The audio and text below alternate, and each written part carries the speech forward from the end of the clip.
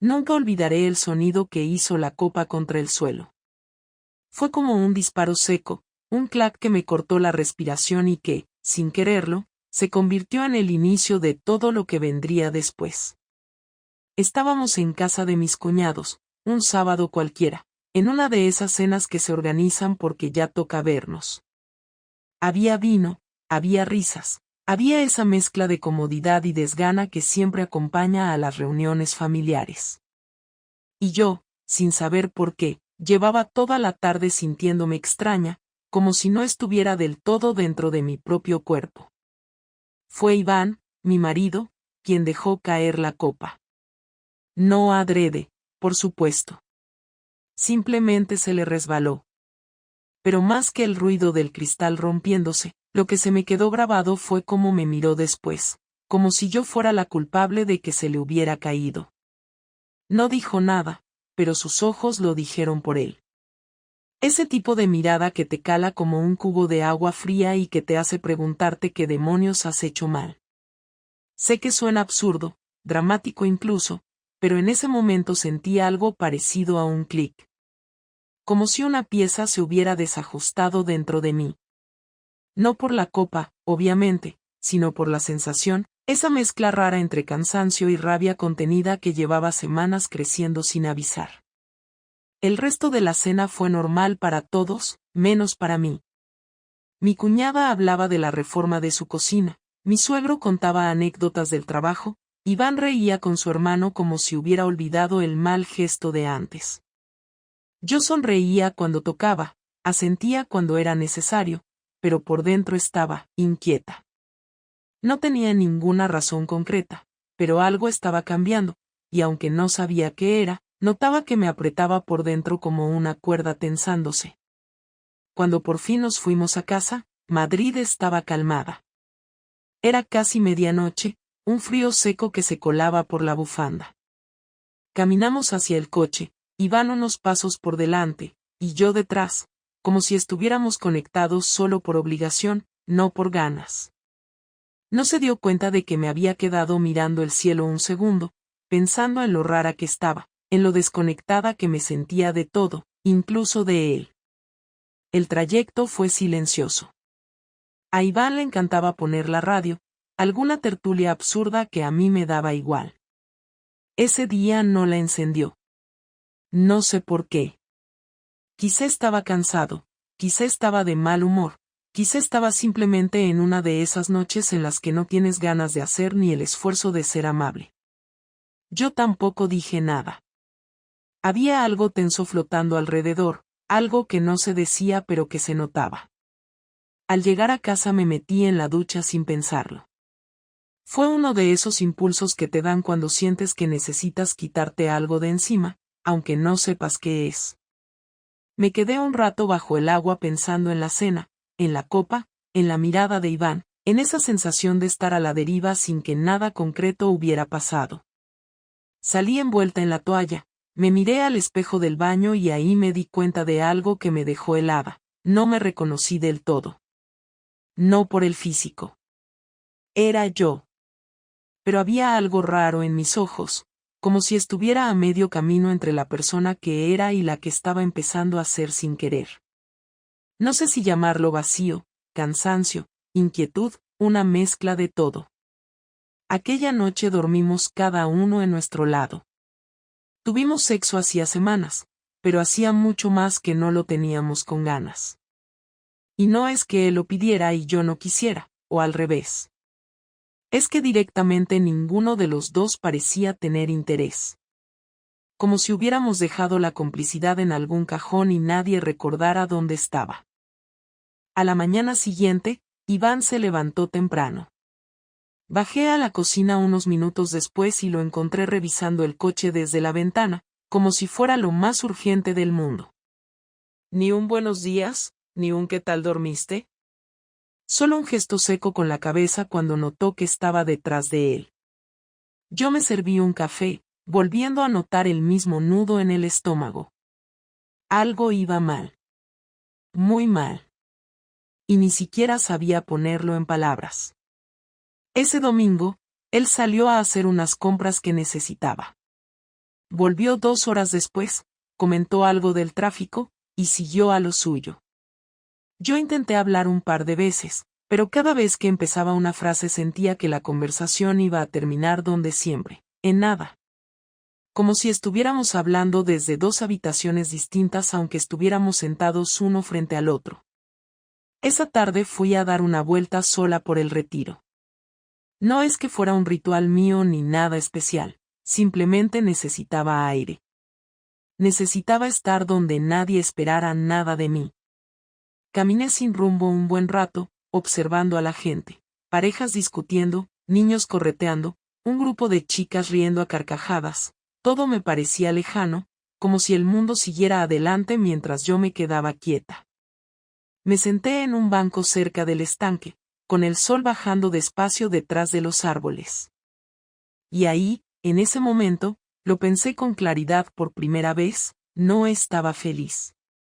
No era algo concreto ni fácil de señalar, pero era verdad.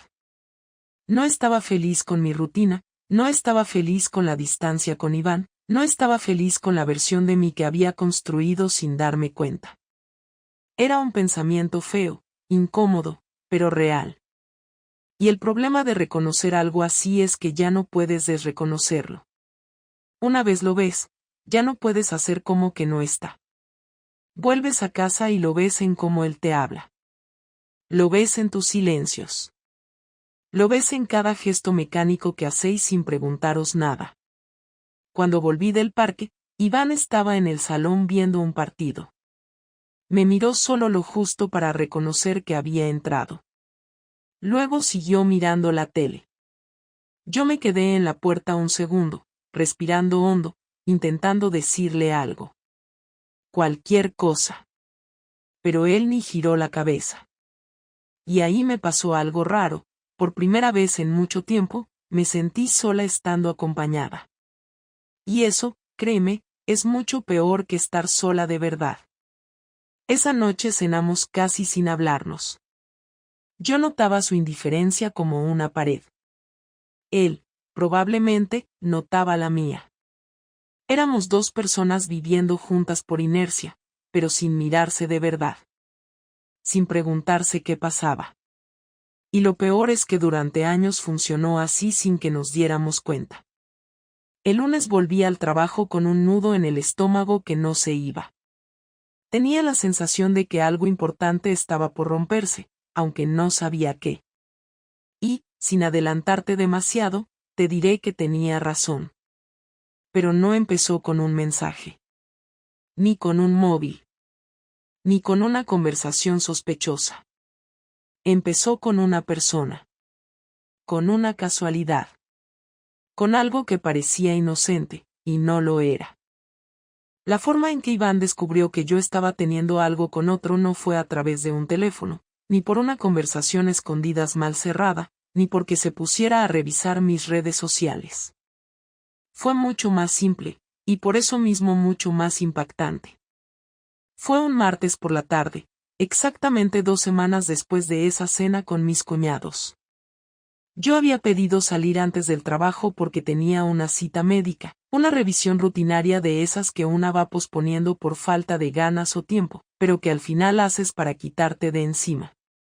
No era mentira, la tenía de verdad, pero salí aún más temprano porque después de la consulta, a las 5, había quedado con Samuel para tomar algo rápido en un bar discreto en la zona de Argüelles. Era la tercera vez que lo veía en persona desde que retomamos contacto por Instagram, y aunque todavía no había pasado nada físico, ya había una tensión bastante evidente entre nosotros, y lo sabíamos los dos. Yo seguía repitiéndome que solo quería charlar, escapar un rato de mi rutina, sentirme escuchada y atractiva por un momento, pero en el fondo era consciente de que estaba cruzando una línea, aunque aún no la hubiera cruzado del todo. El café se alargó 1 hora más de lo previsto, nada extraordinario, solo una conversación que fue subiendo de tono, y alguna mano que se quedó más de la cuenta en la rodilla o en el antebrazo. No hubo besos, pero el ambiente ya no era inocente. Al salir del bar, Samuel se ofreció a llevarme en coche hasta una calle cerca de casa para que pudiera caminar los últimos metros como si viniera del metro, y así no levantar sospechas. No lo planeamos como si fuéramos espías, simplemente salió así, natural, como una protección automática. Cuando me dejó en una calle perpendicular, me bajé sin despedidas físicas, solo un te escribo luego que casi me hizo sonreír, porque me sentí como una adolescente otra vez. Caminé tranquila, me subí al piso, saludé a Iván como cualquier otro día, y él me respondió con la misma neutralidad habitual. Preparé algo de cenar mientras él respondía correos en su portátil, y después nos sentamos a ver la tele. Todo normal. Lo que no sabía era que Iván había salido antes del trabajo también, pero no para ir a casa. Resulta que había tenido que hacer unas gestiones con la gestoría de su empresa y, como le quedaba tiempo, decidió pasar por casa de su madre a dejarle unas cosas que le había comprado por Amazon.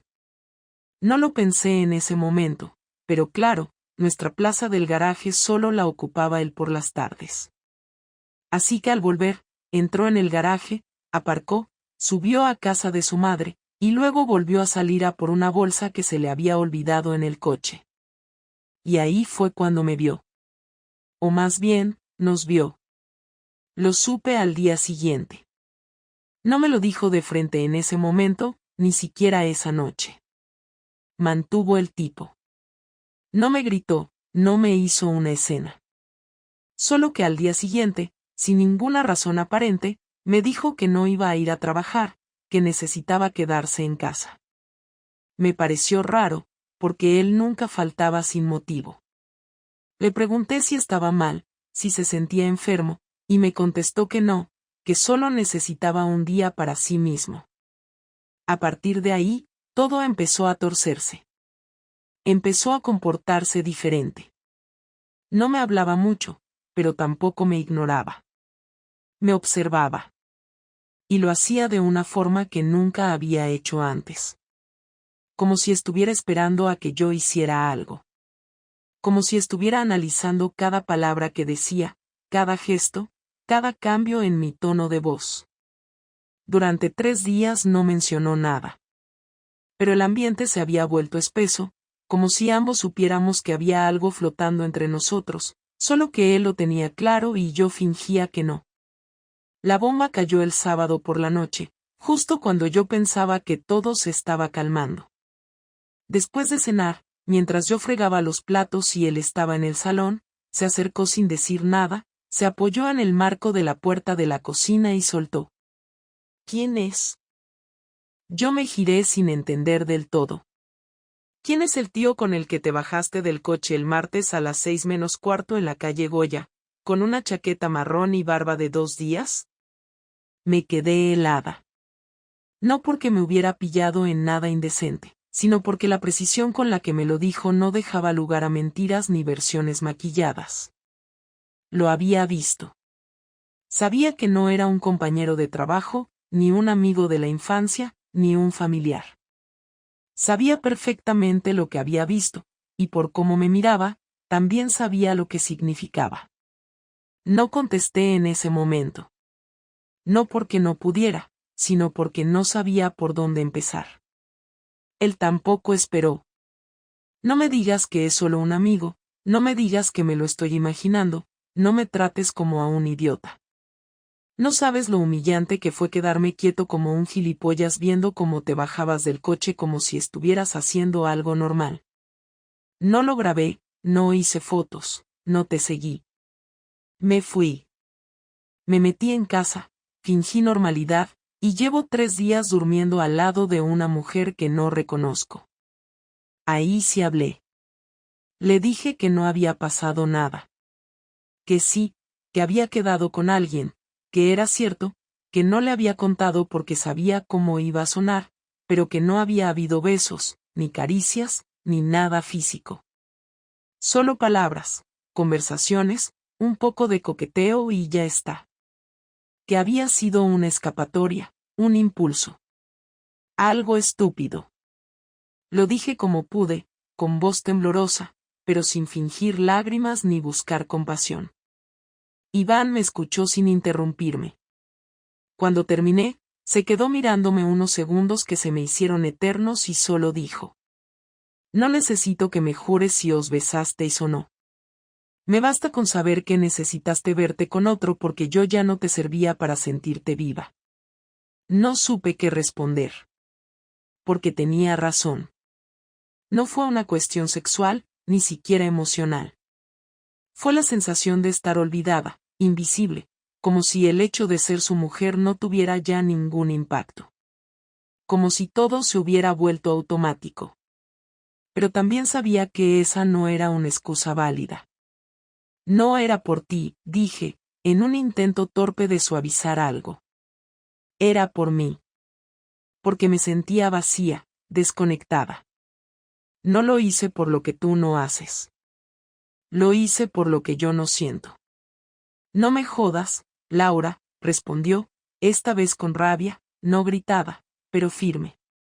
¿De verdad crees que eso suena mejor? ¿Qué si me dices que te follaste a otro porque estabas perdida? ¿Yo voy a abrazarte y decirte que vale? No contesté. Bajó la mirada, respiró hondo, y añadió. Voy a dormir al salón. Mañana hablaremos. Si es que hay algo que hablar. Esa noche fue la más larga de mi vida. No dormí, no lloré, no comí.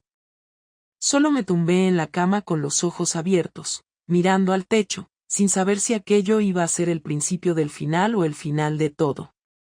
Iván volvió a casa el miércoles por la tarde.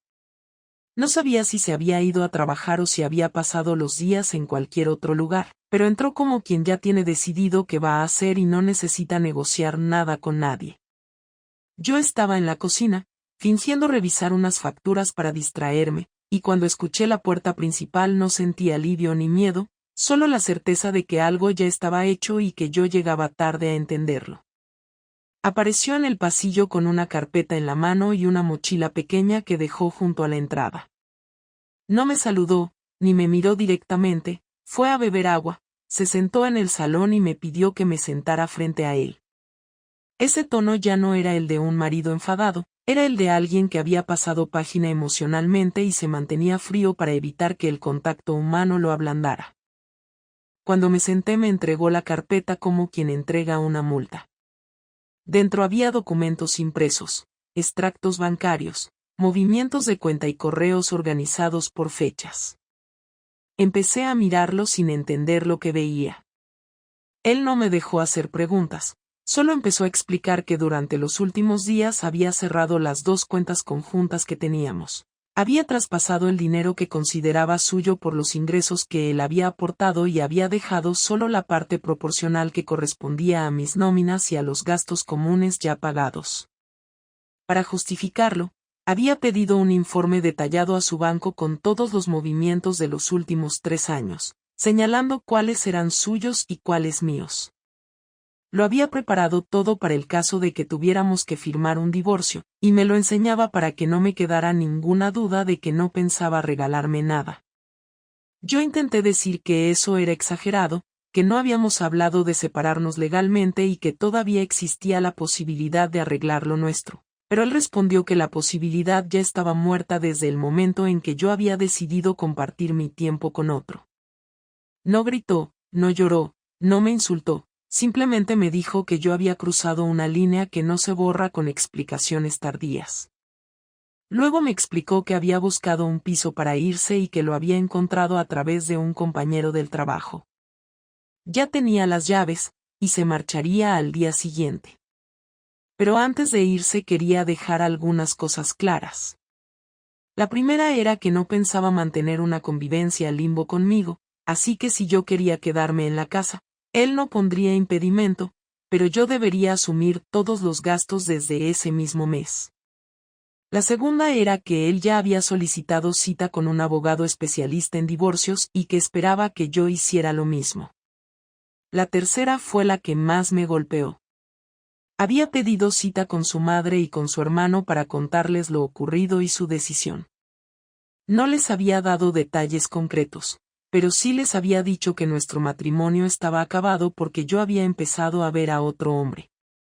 Y esa conversación, me dijo, la tendríamos juntos en casa de su madre el domingo.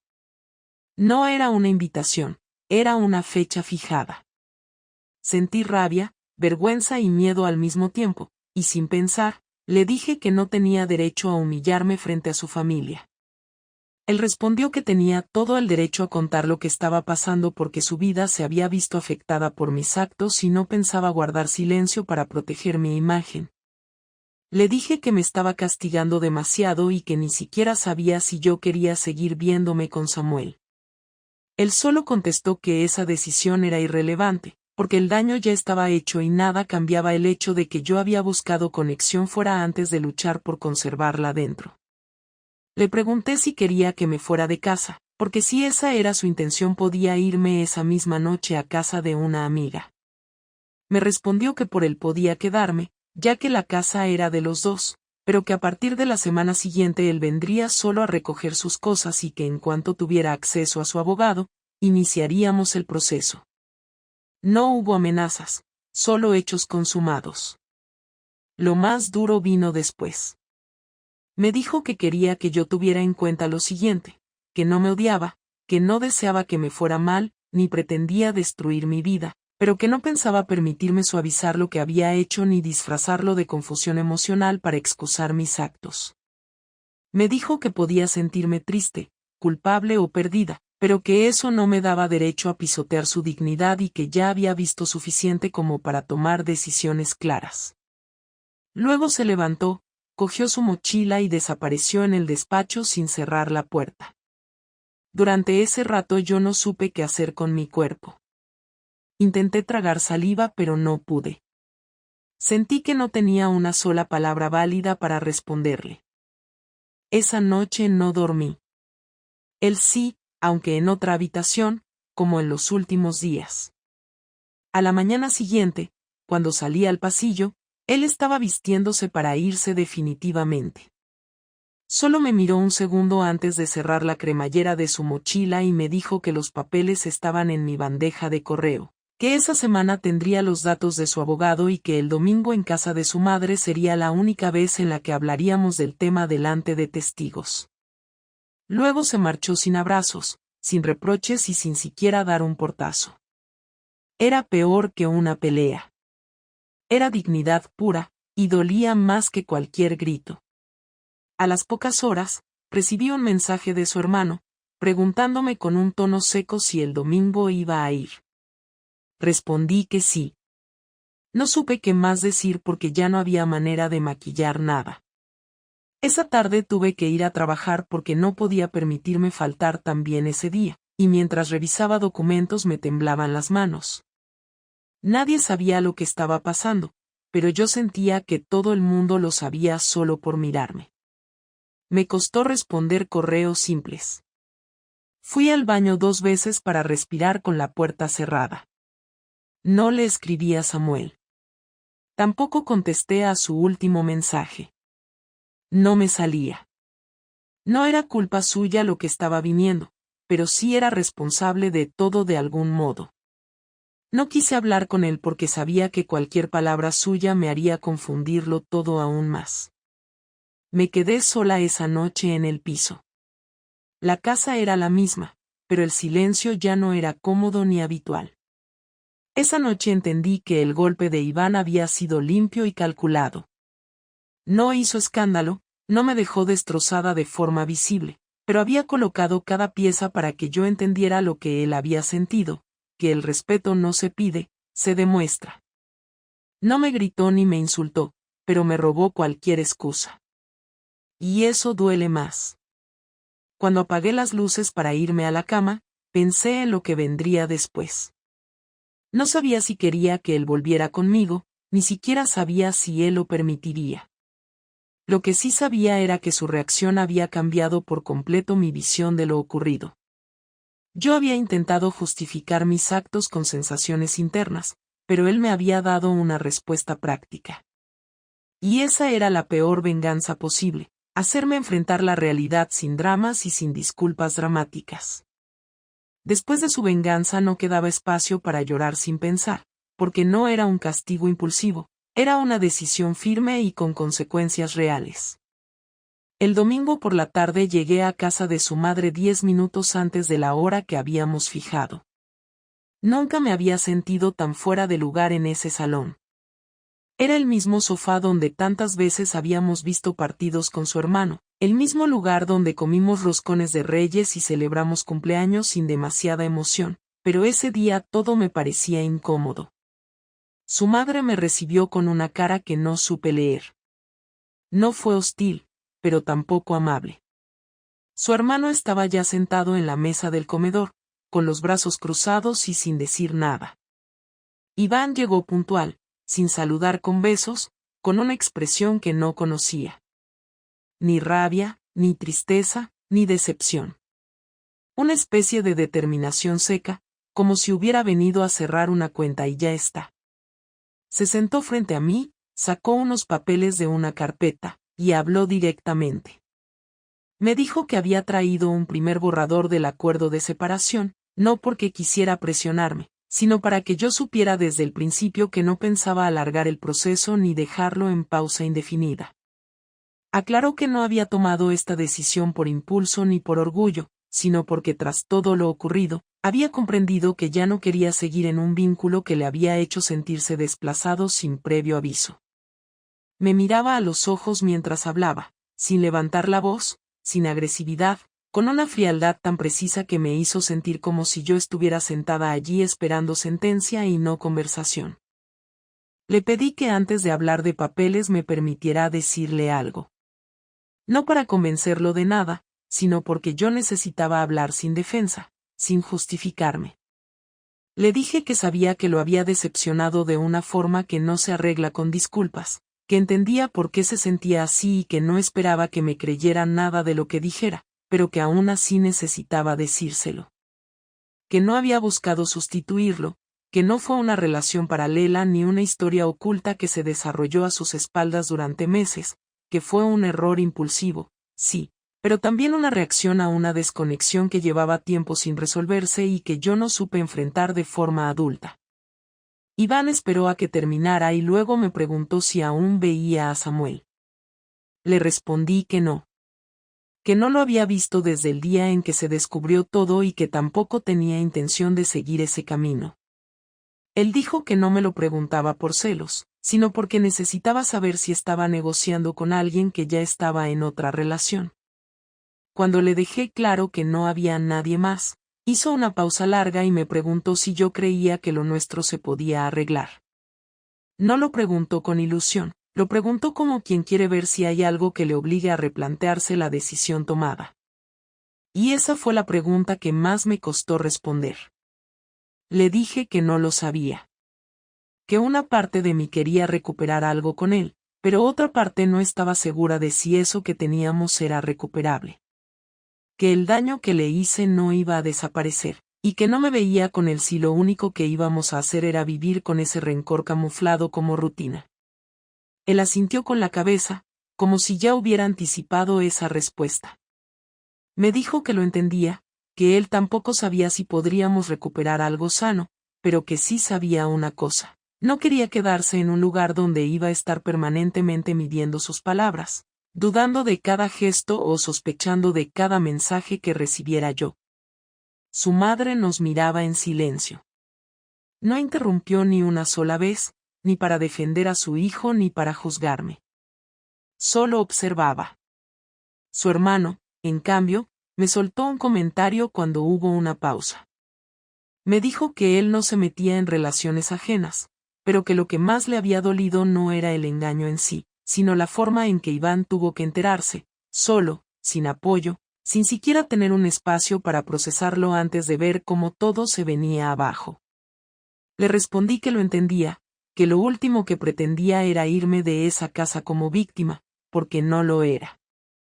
Sabía que había cometido errores y que ahora no tocaba llorar ni pedir comprensión, solo escuchar y aceptar.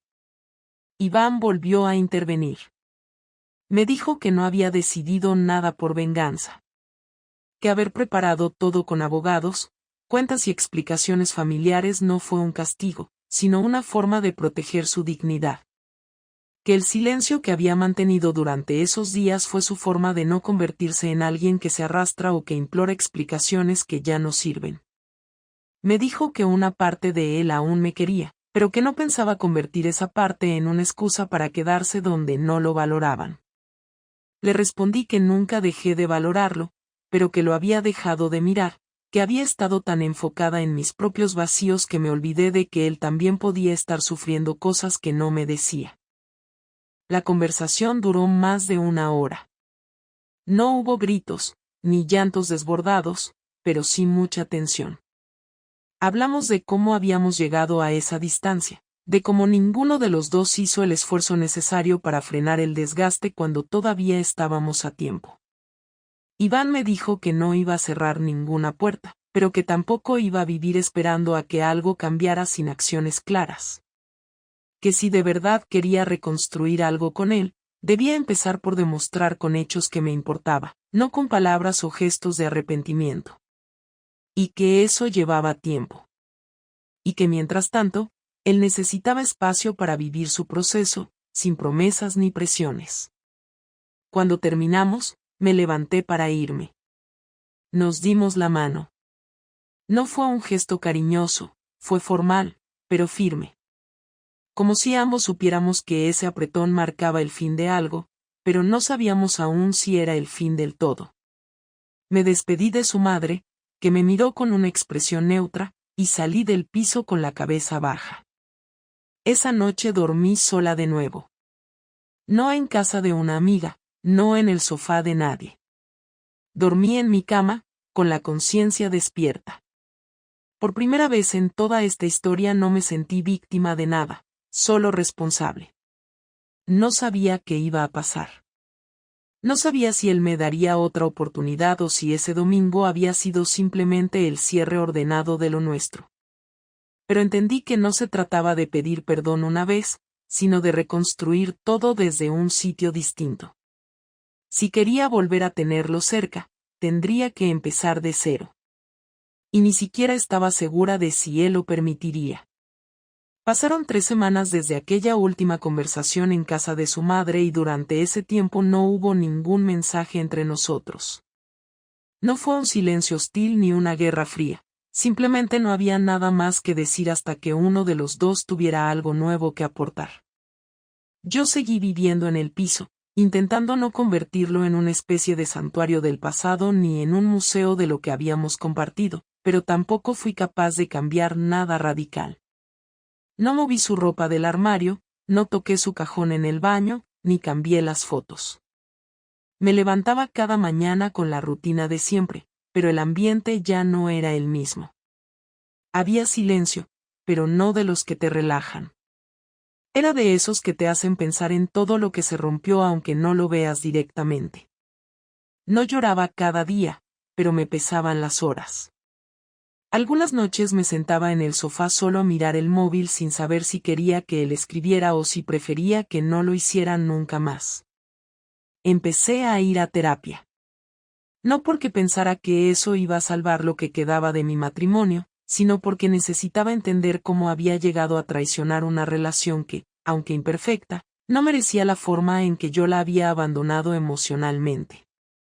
La psicóloga no me dio respuestas mágicas, pero me ayudó a ver que yo llevaba años acumulando insatisfacciones pequeñas que nunca me permití reconocer porque creía que era normal sentirse así. Que había confundido estabilidad con resignación, y que en lugar de confrontarlo con Iván, elegí distraerme con algo externo que me hiciera olvidar lo incómoda que me sentía conmigo misma. Y sí, también me dijo que eso no justificaba lo que hice, pero al menos me permitió entender que no se trataba solo de él o del otro, sino de una falta de responsabilidad emocional que yo había arrastrado durante demasiado tiempo. Un viernes por la tarde, después del trabajo, me escribió. Fue un mensaje corto. Me dijo que necesitaba recoger algunas cosas que había dejado y que prefería hacerlo cuando yo estuviera, no por cortesía sino porque había un par de cosas que quería decir en persona. Le respondí que sí, que podía venir cuando quisiera. Quedamos al día siguiente por la mañana.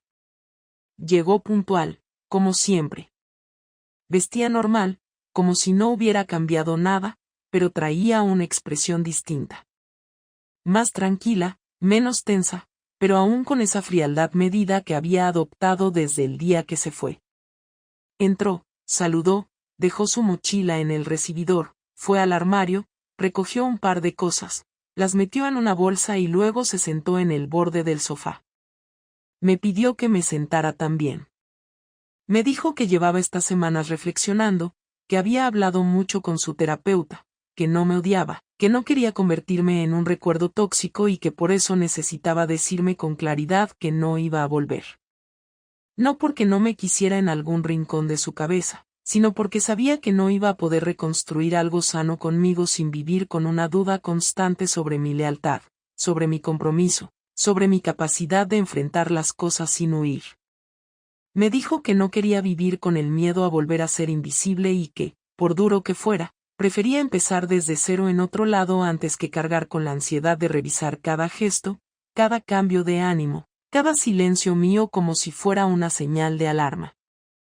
No me sorprendió. Lo había imaginado. Pero oírlo con esa claridad, con esa calma, me provocó una tristeza que ya no era de rabia ni de humillación, era más parecida a una aceptación forzada. Le pregunté si había conocido a alguien más. Me dijo que no. Que ahora mismo no tenía cabeza para nadie. Que estaba aprendiendo a estar solo sin sentirse perdido. Le pregunté si me había perdonado. Me miró y me dijo que estaba en ello.